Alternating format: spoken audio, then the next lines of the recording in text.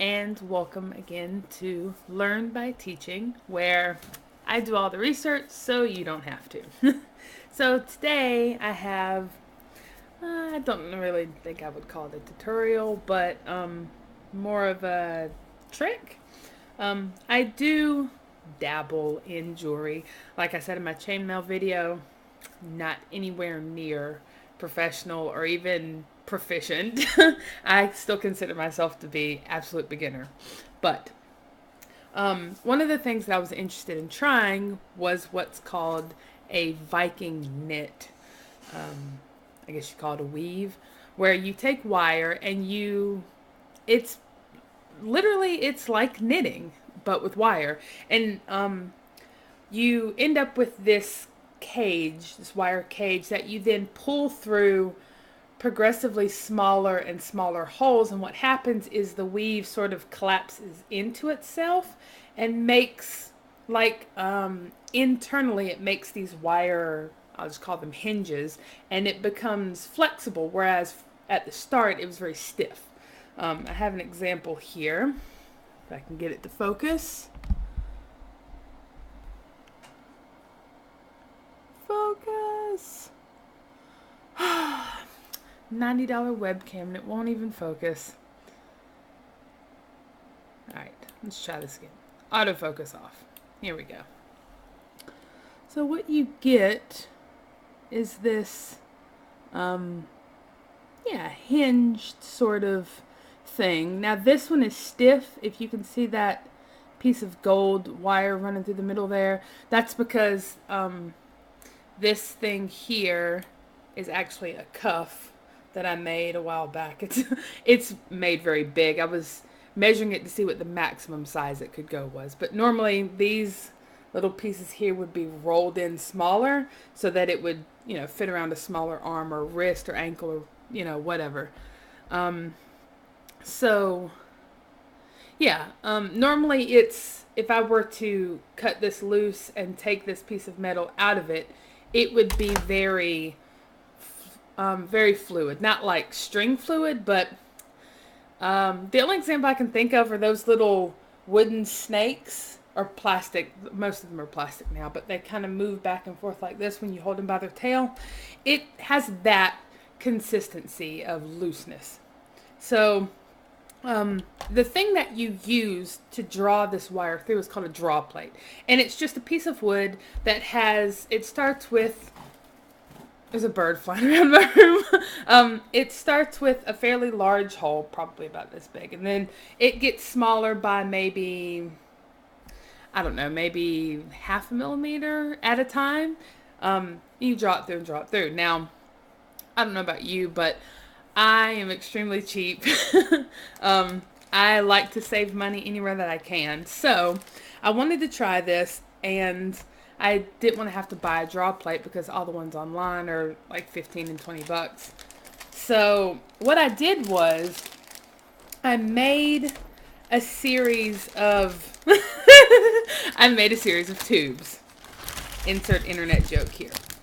Anyway, and I started with a very large one here, and this is it's just a autofocus? No, of course not. Oh, that's because I have it turned off. That's my fault. That's too much. Okay, so it's just a piece of junk wire that I had laying around that I coiled around. I don't know what it was, but I started with something big that I would be able to fairly easily get the wire through. So I pull it through this one, and then I made them get progressively smaller, a little bit at a time here. Well, actually, it's a pretty big difference there. So this one would be next, and then next would probably be this one, and then eventually it gets down very small, all the way down to like here, and then even down even smaller to this one here, which I've never actually had to use because all of my wire is too big for this. I don't really have any fine wires. Most of what I use is pretty large gauge. But this piece here that I showed you was, I think the last one it went through was probably this one. So it started off here with this black one and ended up here, which is significantly smaller. And again, this was just junk wire that I had left over that, I wasn't going to really use for anything anyway. So yeah, it turned out pretty well. Now, don't get me wrong. It's very hard to pull the wire through these things. Um, it's rough on the fingers, so if you have maybe some gardener's gloves or any sort of, I don't know, well, yeah, I'm sure cloth would work. Any sort of protective glove, not like dish gloves because I doubt those would do much good.